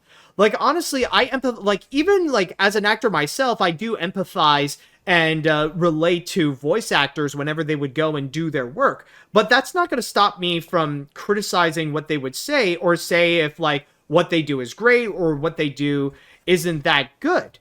That's kind of the purpose of criticism in the first place. Like, if you are going to refuse to go and give criticism to them, or to go and like say if the work that they are doing is either good or bad, then at this point, are you even a critic in the first place?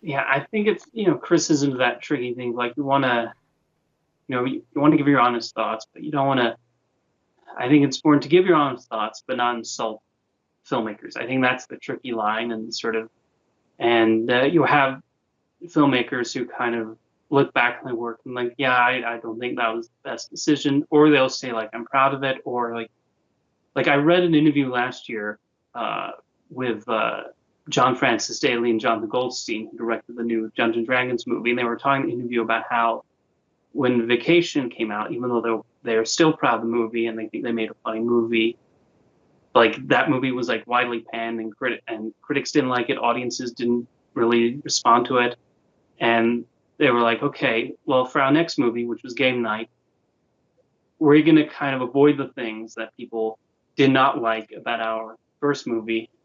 And so like they avoided like gross out jokes, they avoided sort of mean-spirited kind of humor.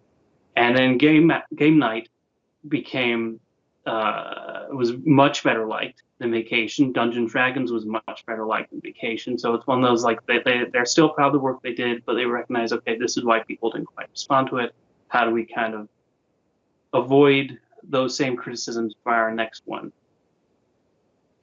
Exactly. I mean, like, in a way, film criticism is part of the process because you never know who's going to be listening to it, and that the criticisms could actually be valued so that they can go and improve. And I mean, that, like, as film critics, you and I, like, that's what we want the most, is for film, like, whenever we see something that isn't working in terms of the tactics that the filmmakers would do, like, we would take notes, we would mention that in the hopes that next time they can go and actually try to improve it. And the fact that Chris Stuckmann doesn't want to go and criticize or put his critiques, rather if it be good or bad, on either the directing, the writing, the acting, they're not doing them any favors. Like, they're not actually helping out the people that he doesn't want to go and criticize. Like, if he actually does care about them, then he should put in his piece. He should put his thoughts into, like, does he think the acting or the writing or the directing or anything like that, does it work?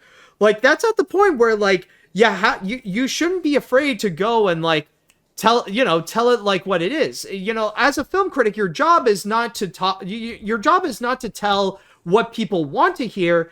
It's what it's what you think people need to hear based on your opinions on the feature film. So yeah, again, just Chris Stuckmann did, like, he really dropped the ball on this one. And yeah, I personally understand the backlash on this. All right, so with that said, I would like to go into the chat wall. And now I'd like to ask you all, what do you all think about the Chris Stuckmann controversy? And I would like to know your input onto the matter. Do you think that he did the right thing? Do you think, like, that he's more misunderstood in this case? Or do you think the backlash is warranted? Let me know what you all thought. Let's see.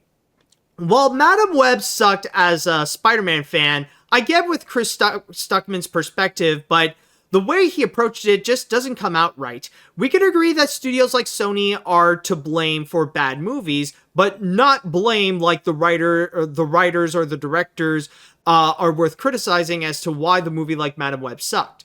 I have followed Stuckmann since 2016, and I do get his changes from for the past few years since becoming a filmmaker, but his approach was poorly handled, or just not make a video at all. Let's see now. While I myself have not seen Madam Web and have no desire to, I honestly could see where Chris Stuckmann is coming from, but I feel the way he approached it is bad. I get where he's coming from with not attacking the crew or the movie, but that does not mean that they should be immune to criticism, and it helps them improve with their works. Honestly, if Chris wanted to address not wanting to review Madam Web, he should have done like what James Rolfe did with the 2016 Ghostbusters reboot and just refused to review it. I remember back in 2016, you were pretty critical about that when James Rolfe said, no, he's not going to review 2016 Ghostbusters, if I recall.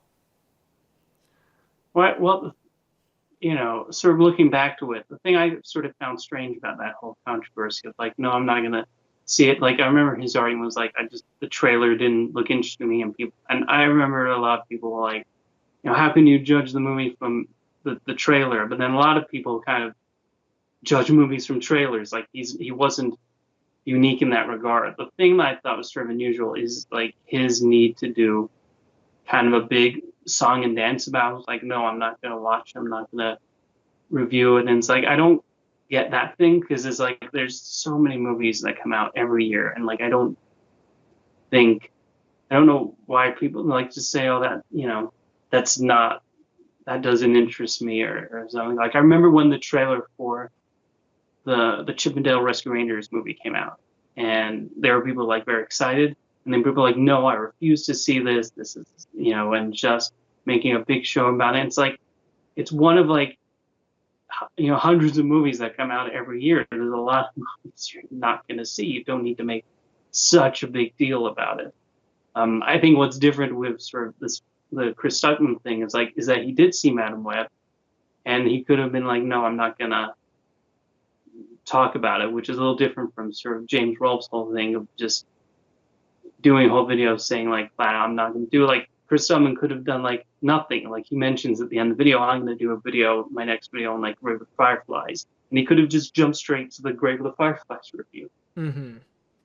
Nah, I do get what you mean. Yeah. I personally, I remember back then, I was more on the side of James Rolfe, and I do get it because, like, he really established himself as a major Ghostbusters fan, and I guess that's just a way to go and address to the fans who would keep asking him, like, are you going to review Ghostbusters? Are you going to review Ghostbusters? And stuff like that. So I guess it's like, to go and, you know, to really make that message clear. So from in that perspective, I do understand a little bit. But yeah, I do feel like with James, like, he did handle it a bit, like, he did handle it better. Although I do understand from your perspective, like, it feels strange to make a whole video to say, I'm not gonna review something. But still, though, I do feel like even with James, like, he did it better than, like, the way Chris Stuckmann did it. Because, at least with James, like, technically, reviewing movies is not his main job. Like, he is known as the angry video game nerd. That's the main thing. It's not like he refuses to do an angry video game nerd episode of like an LJN game, and he just says, no, I don't want to actually do it. Then, like, the case would be different. But because, like, you know, it's not his main shtick to go and review movies, especially back then, I mean, like, he does have a bit of a leeway on that. Let's see what else we have in terms of comments. Speaking of which, this kind of reminds me of the backlash James Rolfe got for refusing to review the 2016 Ghostbusters since he felt like it wouldn't be worth to watch. And that sentiment I do personally relate to. I just wouldn't have made a video about it. But overall, if you have a strong gut feeling that a film is not going to be worth your time, then just don't go and watch it. I don't review it and just find something else to enjoy. I honestly had that experience more recently with Trolls Band Together. And I mean, yeah, like for our experience with me and Stefan, it's a bit different because, like, well, that's just part of our jobs to do movies, you know, to go and talk about films that are either good or bad. That just, you know, that comes with the package. But yeah, I guess, but yeah, like, I do understand, like, the perspective also of not talking about something that you don't enjoy either, that you rather want to spend your time with things that you actually do like, instead of just wasting your time on the internet, just relishing on the hate of something that people don't enjoy. Like, honestly, it's more mentally healthy to avoid the toxic stuff like that. But honestly, like, just, you know, again, it's like what we've mentioned about the whole song and dance number of not doing something. It just feels like you're wasting everyone's time. All right, I think I only have time for one more comment, so let me just go and read that. Personally, I'm split on this. On one hand, I do think Chris Stuckmann could have made a review of Madame Web and criticized all the aspects in a professional way. However, some of the stuff that Chris said in the video isn't entirely wrong. Sony has a history of getting involved with their big Spider-Man movies and changing things during production or even post-production. Even while watching Madame Web, there's just so much stuff in it that reeks more of the studio's meddling than anything else. But that's the thing. Just because it's more the studio's fault than the filmmaker's fault, that doesn't mean that that it stops you from actually doing a legitimate review. Like, again, like I mentioned at the beginning, that can be an aspect that you could go and make a negative review out of. You can give a pass to, like, the filmmakers and the creative people who worked on it and just say that this movie sucks because Sony interfered with it way too much. Why should that be an aspect that holds you back from actually discussing it? But anyways, we're gonna go on to our last break, and when we do come back, we will be talking about Spider-Man again, but this time during one of the biggest nights of animation, so stay tuned for that. And now, folks, it is time that we will be capping off this episode with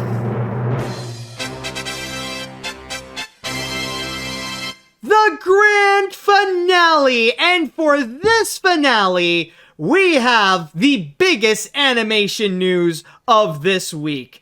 What is debatably the biggest night in animation of the year. And finally, the time came and we have seen all the winners. Well, actually, before we do get into that, Stefan, well, I know we discussed this a little bit, but have you actually seen the show, like the live stream of the show?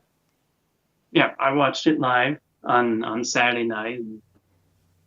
I watch it every year since they started live streaming it in 2012, and just that and the Oscars is sort of the only one of these award shows I watch every year. I used to watch the Golden Globes, and then when they left for a little bit, I realized I didn't miss them. So now it's just the Oscars and the Annies, and I thought it was a great show. I thought it was well produced, a lot of fun moments. Like the part that's sort of getting the most attention, it seems, is Eric Bauza saying to release Coyote versus Acme as Daffy Duck, and that's a great moment that's sort of gone viral, and seen a lot of artists have fun with that, with like animating Daffy Duck saying that, and then like some of the speeches I thought were great, and overall, the winners were well chosen, and yeah, I thought it was a pretty fun show.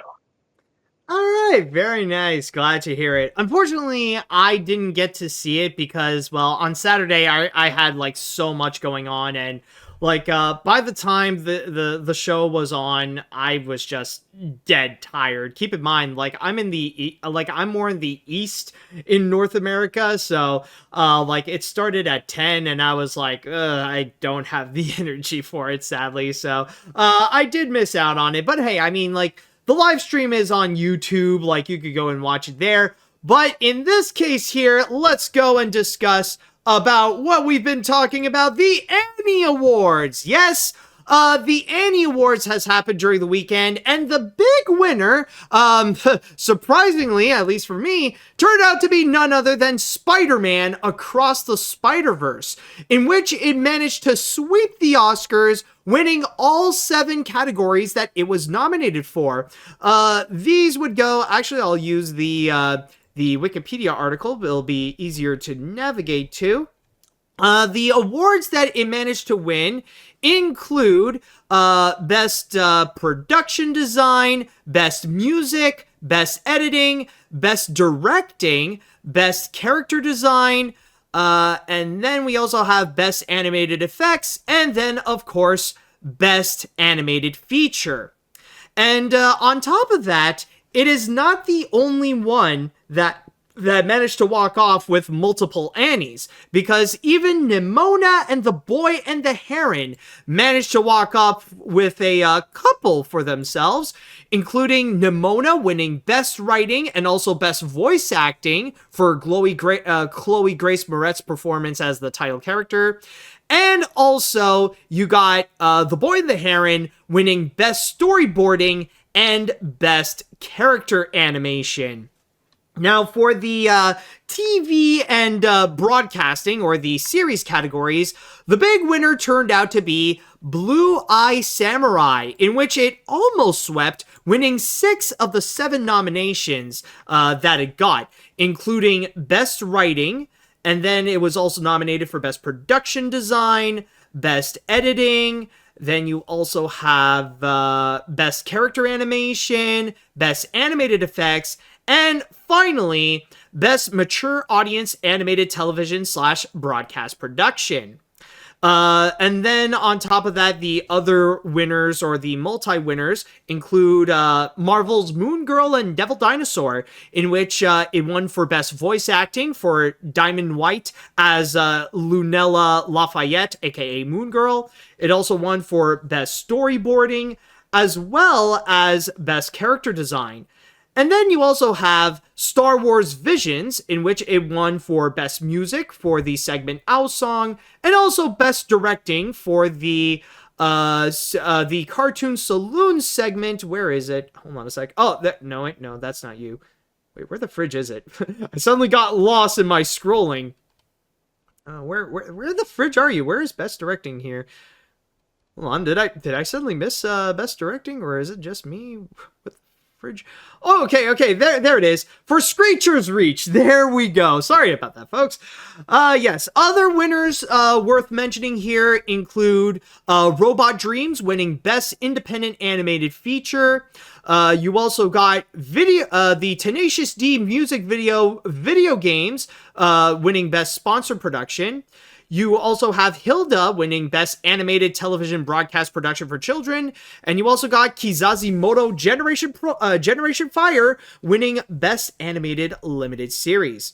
So, Stefan, I would like to know your thoughts on the winners here. What do you think about this year's Annie winners? Well, I can't comment too much on like television winners because like Hilda is the only one of those I've seen.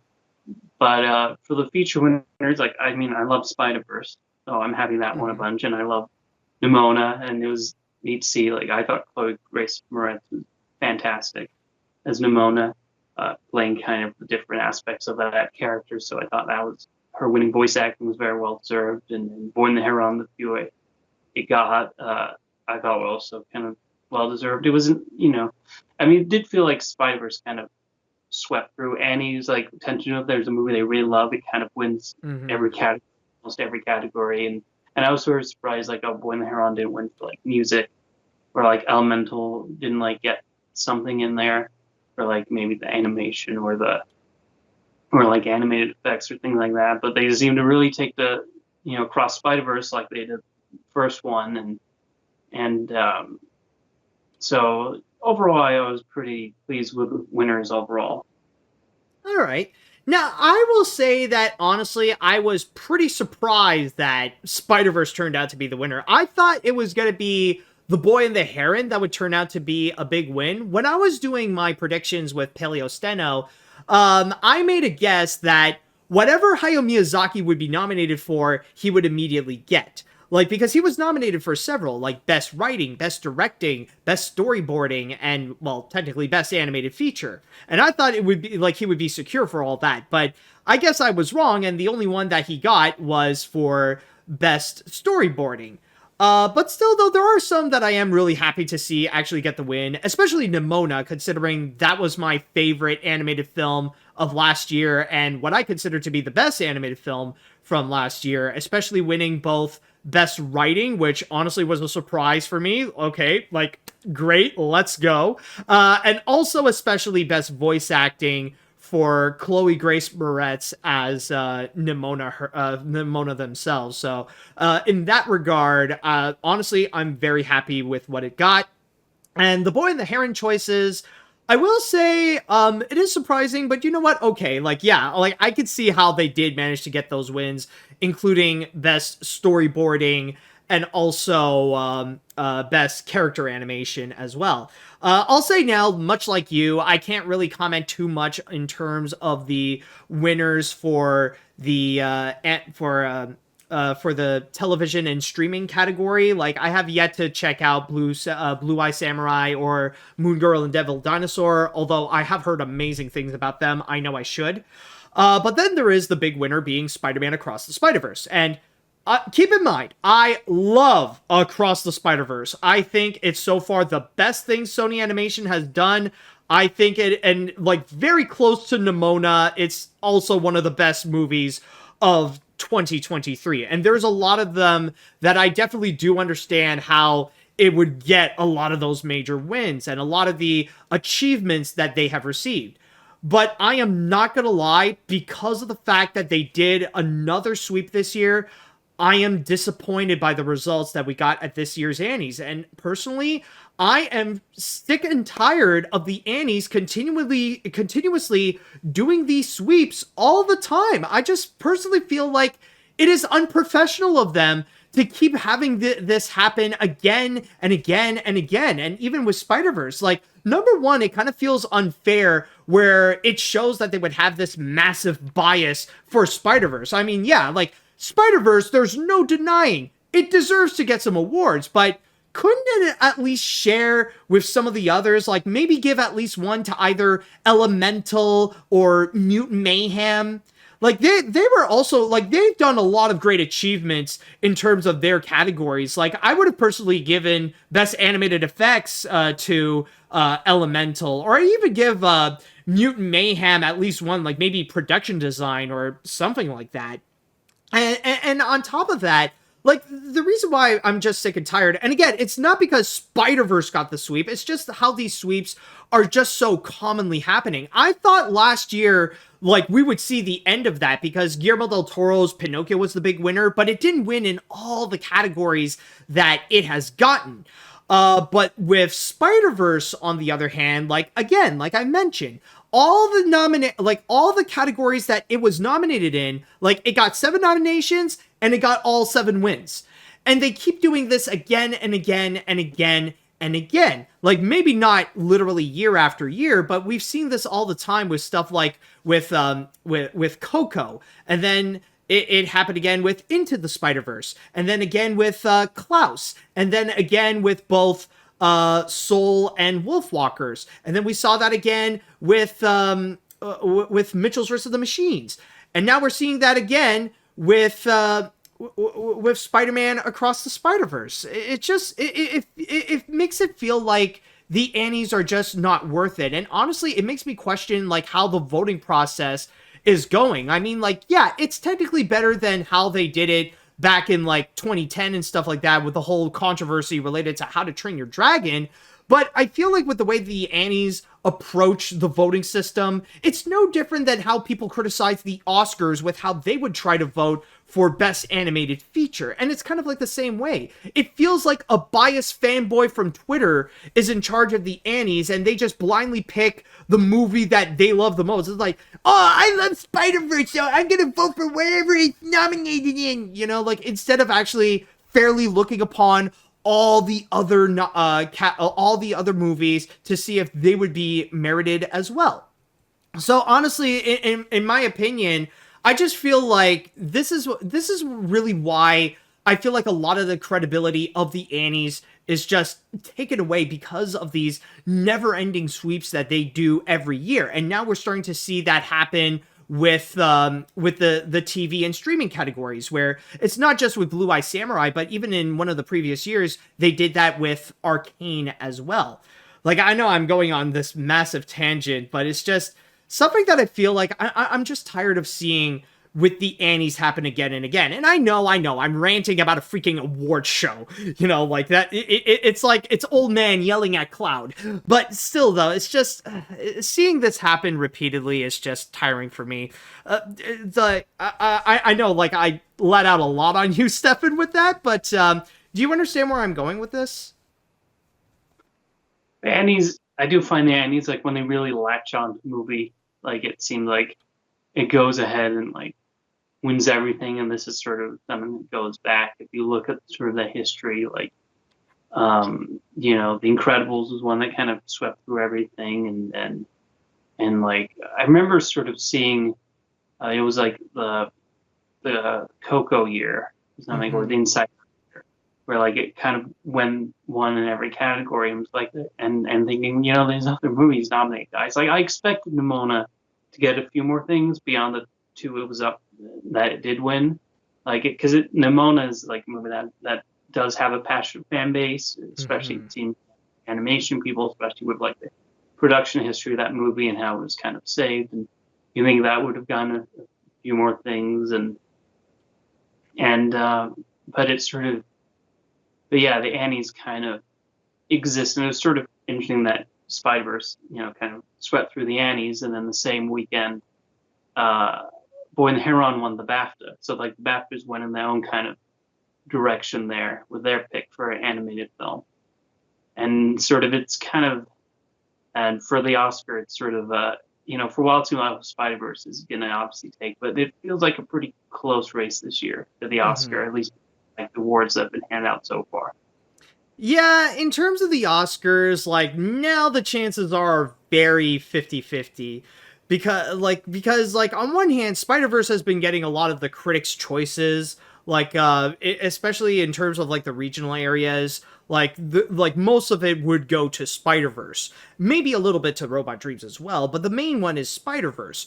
But then you also got The Boy and the Heron, who's coming in with their own set of wins, not just in those same, like, regional spaces, but on top of that, even getting some of the bigger ones, like winning the Golden Globe for Best Animated Feature, and now winning the BAFTAs as well, which could lead to the possibility that maybe, just maybe, it could also get the Oscars. So it's really kind of the flip of a coin, and you don't actually know who would actually end up becoming the winner. But also, and speaking of which, just to get back into the conversation about the Annies, one thing that it is very interesting, and I've heard about this a whole lot, and even the chat wall has actually mentioned this, but it's especially the fact that even like now it seems like it's put into question the legitimacy within the animation industry, like with the people in animation, especially with the fact that despite the fact that Spider-Verse would get all those wins,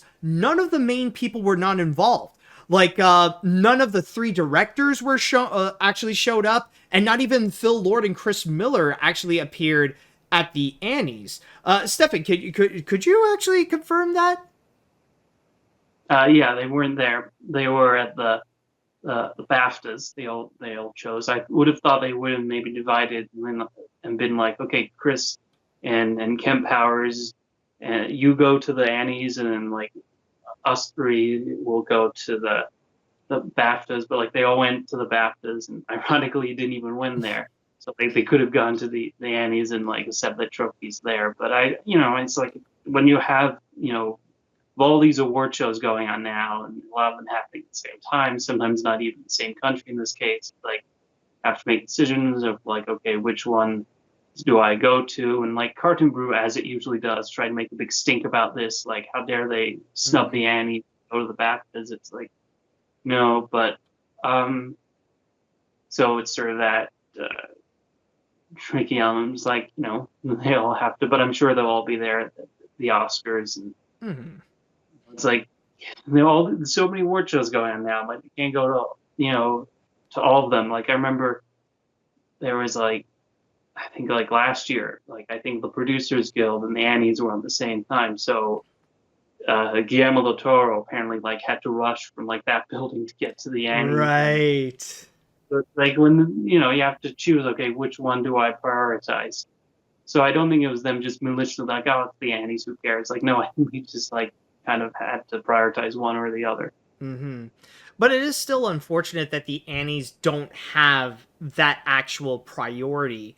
And like I understand where you're going with it. Like trust me, I am not a fan of Cartoon Brew whatsoever, but it still highlights that even within the industry, that the Annies are not that big of a priority in the first place. And especially with the absence of the Spider-Verse people, I don't know. It just it feels like right now, like we've already talked about, there are issues within the Annies, and that even the people within are aware about those issues with the Annies. So, just to say overall, with my thoughts on the Annie Awards this year, I mean, congratulations to all the winners, of course, and I mean the winners are undeniably talented for sure, including the ones who have been nominated. It's just disappointing to see that the Annies are back to their bad habits of continuously sweeping the, like have just one movie sweep the awards just to go and please the fanboys or stuff like that. It's just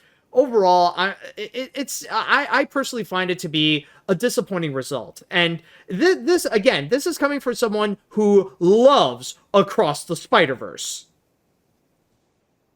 Well, the thing that's sort of nice, I thought, this year, sort of the Annies, the winners, I thought, they all gave like really great speeches that kind of highlighted like how, much passion they have for the art form. Like when Blue Eye Samurai won, Michael Green, the creator, talked, about how, AI will never replicate what animation can do. And I was actually surprised it wasn't more AI talk, because it's been such a big kind of issue past few years, especially with like animators, and I thought his speech was great. And I thought the best speech of the night came from the writers of Demona. They sort of highlighted the LGBTQ kids who sort of really that movie will most speak to, which I thought was really lovely. And they kind of paid tribute to Blue Sky Studios, and I thought that was if you go to like the Annie Awards page and just, I mean, it's 3 hours, but like if you can find it, I thought it was a terrific speech from like the Nimona writers that really highlighted why that movie has sort of resonated so much and why it's so great. Yeah, yeah. I mean, you do bring up a good point. Like, even with my tangents and rants about the Annies and stuff, like, one thing that, of course, I did miss out is the speeches, and that I know, like, they can be great highlights for sure. All right, so with that said, I'd like to go into the chat wall, and now I want to ask you all, how do you feel about the results of the Annie Awards? Are you guys very happy about it? Are you guys a bit disappointed? Let me know what you think, and especially if you have seen the show, I would like to know your thoughts. So let me all know what you think here. Let's see. I'm disappointed that the Annies still have the habit of giving one specific film/TV show. Like, it's not fair that for everyone participating in the category. I love Across the Spider-Verse, but I just wish it just get a few awards and share it with the other films. Same for Blue Eye Samurai. Regardless, I'm still satisfied with the show and the wins they got. Congrats to them on the achievements that they have earned. Also, huge amen to Eric Bauza on his speech on Coyote versus Acme, of course. Yeah, and I mean, like, with Spider-Verse, like, I wouldn't mind if it would end up getting, like, 5 Annies, and then there are 2 categories that they lost to someone else, like I said, either Nimona or Elemental or Mutant Mayhem or The Boy and the Heron. Like, if they did that, I would have been perfectly fine. But the fact that it got all the wins from everything it got nominated from, that's the part where I feel like it's just a little too sus. Anyways, did I read this one? No, I haven't. I will admit, while I'm a bit, no, wait, no, did I? Okay, maybe I have. Or no, it's kind of similar, actually. Anyways, I see where you're going, Matt. It can be annoying sometimes. However, I do believe that most of the wins were well-deserved, especially the writing award win for Nimona. Do you recall about the controversy of DreamWorks as How to Train Your Dragon sweeping the Annies in 2011? Also, since The Boy and the Heron won the Golden Globes and BAFTA, and Spider-Verse winning Critics' Choice Awards and Annies, which film could win at the Oscars? I don't know. That we'll have to just wait and see. Let's see now. First of all, I do want to congratulate to all the winners at the Annies this year. I do think most of the films absolutely deserve the win, including Nimona and The Boy and the Heron, but I do understand why you have legitimate criticism towards the Annies. We need more diverse winners. I know you already seen this on Blue Sky, but I was lucky enough to meet Troy Quane and Nick Bruno, Eugene Lee Yang, and the producers of Nimona yesterday, and see Nimona on the big screen. Oh, awesome. Oh my god, good on you, dude. A little jealous. But anyways, as someone who has worked on Kizazi Moto, I am very happy that it won Best Animated Limited Series. I was on the team for the episode Hatima at Studio Miala. Mala. Studio Mala. Okay, gotcha. Thank you. It was very fun and transformative experience. It'll be nice if there was such a thing as ties at the Annies. I mean, the Oscars got away with it once, but overall, I am very happy with the results anyways. Congratulations to all the winners, and I'm especially happy about Kizazimoto being one of them. Hey, awesome. Congrats to you then also. Anyways, I'm pretty much the only one here who knew Spider-Verse was going to win, but didn't expect a sweep like this with the first Spider-Verse film, given how Spider-Verse is doing well with critics groups and guild awards. I'm happy to see Blue Eye Samurai win along with the Spider-Man 2 game, Guardians of the Galaxy Volume 3, and Robot Dreams, as those were good choices for wins. Congrats to all the winners from this year's Annie Awards, and also Eric Bauza's speech is just brilliant. Give this man a round of applause, everyone. Of course. I think I'll read one more and then we'll cap this off. I am honestly happy that Across the Spider-Verse became the big winner at the Annies. Yeah, the Annies pulled out another sweep where they just gave out most of the awards that Spider-Verse, because of their biases and to satisfy the fans, is just scummy. But I am happy for the winners that got the wins and that they are well-deserved. Congrats to all the winners. Also for the Oscars, it's going to be a toss-up. All right, so with that said, that should do it for today's episode of AniMat's Crazy Cartoon Cast. Stefan, thank you so much for joining me on this episode. You've definitely been great on this. Thank you for having me in here. Okay, no problem. And also, if there, if there are people who really do enjoy your contribution to this episode, where is it that they can go and follow you? Where is it on social media or across the internet? Can they go find you? Well, they can, find me on my YouTube channel, of course, Mr. Coat. And I also have my Twitter account, spelled MISTERCOAT. And yeah. All right. Oh, okay. So that's pretty much it. I was expecting more for some reason. Sorry. But anyways, and as for me, by the way, if you would like to follow for more episodes of AniMat's Crazy Cartoon Cast, don't forget to go and subscribe to the AniMat Live Twitch channel or the AniMat's Crazy Cartoon Cast YouTube channel. At the same time, don't forget to go and follow me on whatever podcast service you're listening to, whether it be on Spotify, Google, Amazon, and iTunes. And with that said and done, I would like to say thank you all so much for listening. Thank you all so much for watching. And until next time, see you later, dudes.